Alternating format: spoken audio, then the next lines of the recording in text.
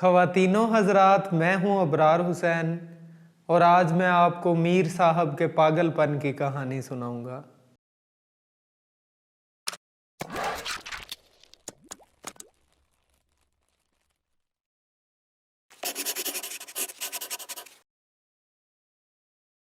मीर जाफ़र अली बलगरामी के पागल करार दिए जाने का किस्सा भी खूब है।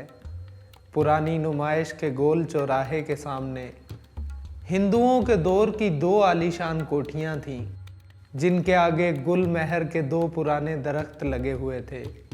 साल भर तो ये दरख्त यूं ही खड़े रहते, अलबत्ता बहार के मौसम में जब इन पर सिंदूरी रंग के फूल खिलते तो इलाके की हवा का रंग सिंदूर जैसा हो जाता। राह चलते लोग रुक कर देर तक इन फूलों को देखते रहते।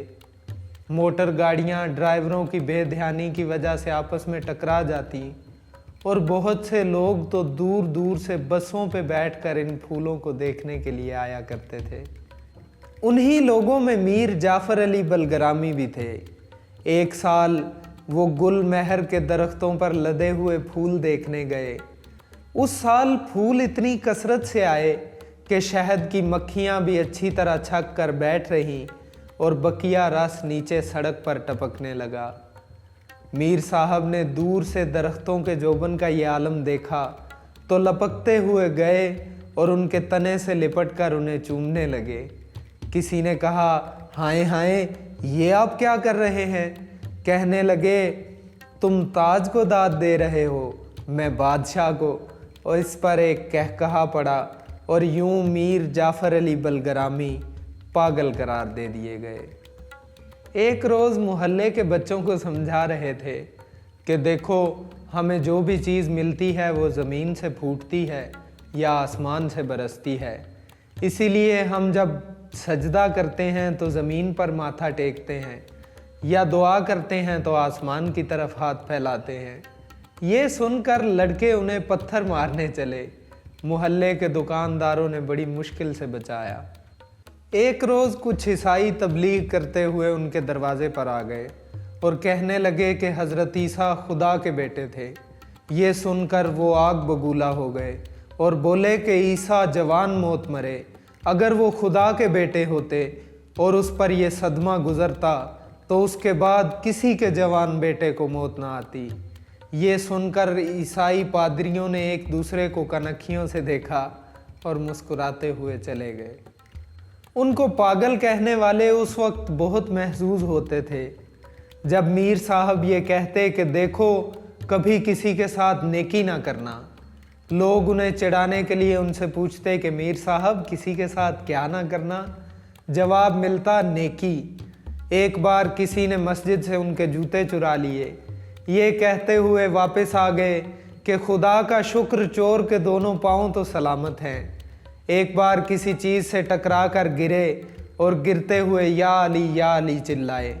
लोगों ने खूब मजाक बनाया कि देखिए मीर साहब, मौला आपकी मदद को नहीं आए। बहुत खफा हुए और बोले कि सर सलामत और हड्डी पसली साबित है। मौला ने नहीं बचाया तो तुम्हारे ससुरे ने बचाया है क्या? लोग खूब हंसे। एक रोज़ रात देर तक गुनगुनाते रहे, याद न कर दिले खज़ीं भूली हुई कहानियाँ। अगली सुबह बेटों ने पागलखाने भिजवा दिया। तीसरे ही रोज़ डॉक्टरों ने वापस घर भिजवा दिया, क्योंकि ये वहाँ हर एक से कहते फिर रहे थे कि बाहर की दुनिया से तो ये पागलखाना अच्छा, क्योंकि यहाँ रहने वाले मानते तो हैं कि वो पागल हैं। एक रोज़ छोटा पोता स्कूल से घर आया। घर दाखिल होते ही कहने लगा, दादा अब्बा सब कहते हैं कि आप पागल हैं, क्या आप सचमुच पागल हैं?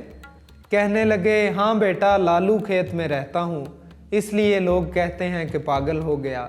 सोसाइटी में रहता तो कहते कि नर्वस ब्रेकडाउन हो गया है। आखिर एक रोज़ नर्वस ब्रेकडाउन की घड़ी आ पहुंची। घर आए, शेरवानी उतारी और खामोशी से लेट गए। बेटियां करीब बैठी सूरा यासीन की तिलावत कर रही थीं।